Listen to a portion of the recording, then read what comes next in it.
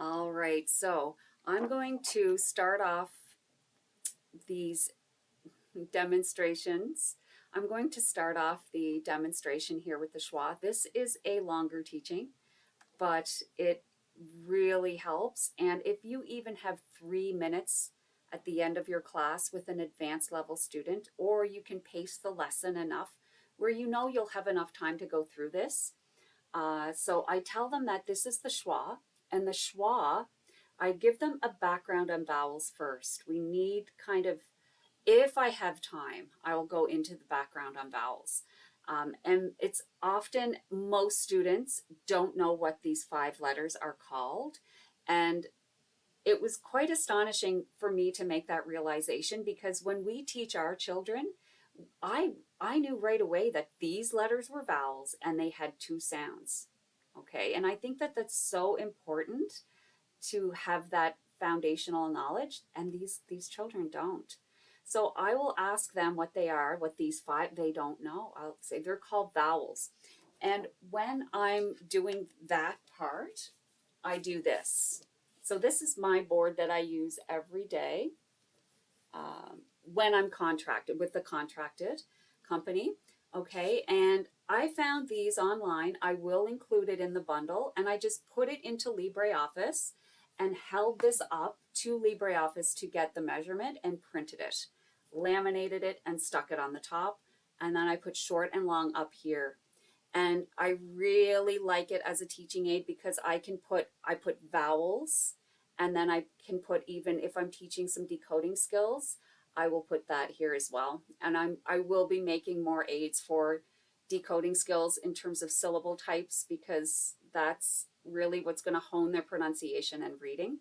We're right now teaching them whole word memorization, and that is the hardest, longest way that we can learn English. So this, I'm hoping, makes it easier, right? So with the vowels, I say, why are vowels special? And I love to give them the idea first that their Chinese language also has vowels. Okay, so first I tell them that. A lot of times the students make a connection, but they're usually more advanced. But it's worth it if they can, because right away they're going to connect their prior knowledge to this, and it's going to be memorable. So when I show them this, I say, why are vowels special? I'll say, well, every word in English needs a vowel. And I'll bring it down and I'll flip through the slides and I'll show them the vowels in every word. I'll show them that a cat, A is a vowel. I'll show that I is a vowel. Every word in English needs a vowel. And so from there, I ask them, I say, do you know what a consonant is? In English, we have vowels and consonants. So these are your 5 vowels. All the other letters are consonants. And it's a visual, we learn visually too. It's all we need. It's all they need to know the difference.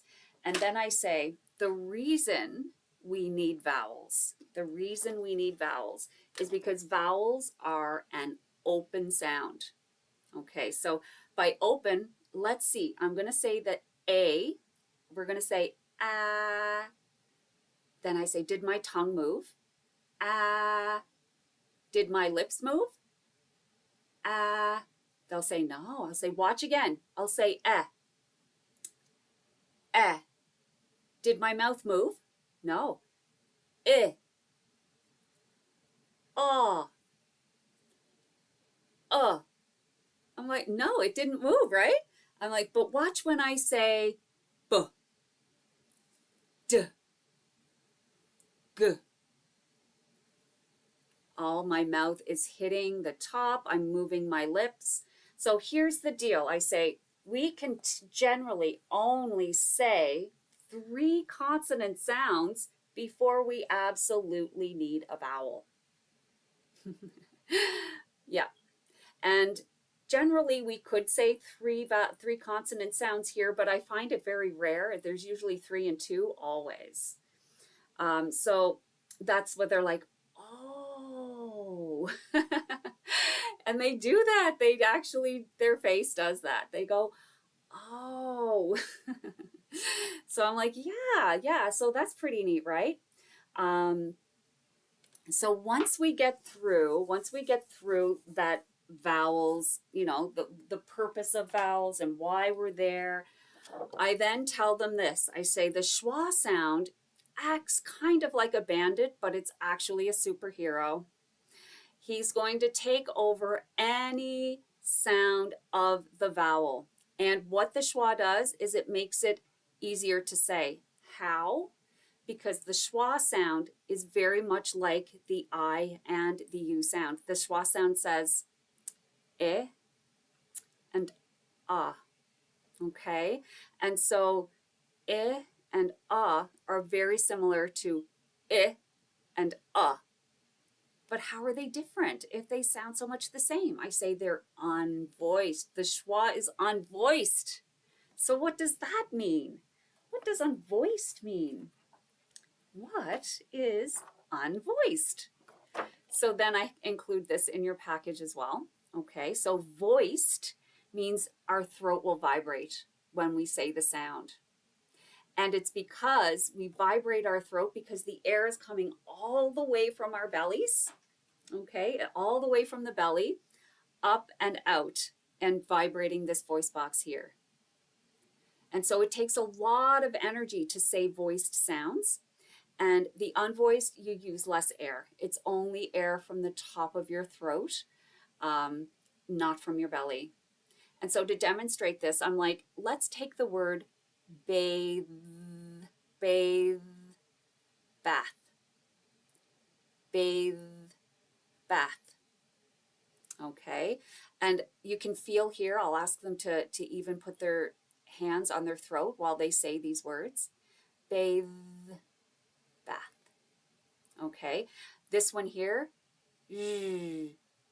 shh. Now the interesting thing is my lips and mouth are not moving again. So basically all we're doing to produce the z, s, is that we're pushing less air out of our, right? For the voiced, you're really going to hear b. For the unvoiced, the exact same mouth position is going to say, right? And so that is the difference within the schwa. The schwa is an unvoiced eh and ah. And it's there to save us energy. It takes a lot of energy to push those vowel sounds from our belly out. If you have ever spent any amount of time talking, I used to teach English online for 7-8 hours, and I'm telling you, I was wiped by the end of the day. By the end of that shift, I was absolutely wiped. And it's because it requires so much energy from our body to actually form words and talk. If we're not talking a lot, we don't notice it. But the minute we do need to speak a lot, we do. We get tired. We can feel it. And they can actually relate to that. And I said, so that is why the schwa is a superhero, because it saves us energy when we talk. It's trying to help us. Yeah, it's trying to help. And then I go into how every other Latin-based language, French, Italian, German, Spanish, they have the schwa too. Chinese probably has it too, because I've seen these. They actually take a thing and mark it.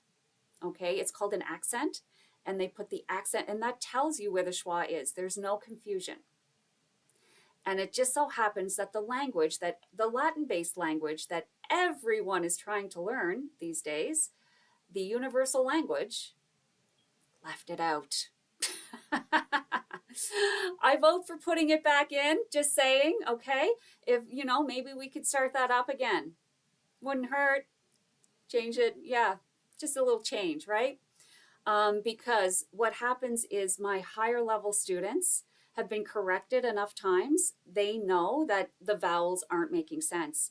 And so they all together just begin to mistrust vowels. They don't think they can learn them. It really erodes confidence.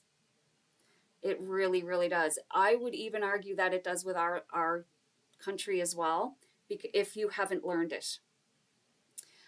It wreaks havoc with spelling, and it leaves us trying to remember words as a whole when there is a definite pattern within the language that can predict these sounds. In any case, I will then ask them, do you know how to say this word? And they say salad. Unless they are very advanced and have been corrected over and over, then they say salad. But mostly it's salad. And I'm like, we actually say salad. When we talk about salad, we say salad, not salad. And if you looked it up in the dictionary, that's what you're going to see right there. And then I show them this one here, banana, okay, banana, and then you've got this in the dictionary if you look it up. I also write on the screen, I'll put the word the, and they'll see the E there, and I'll be like, guess what that E is? That's why it's not saying eh. And then I'll write a cat.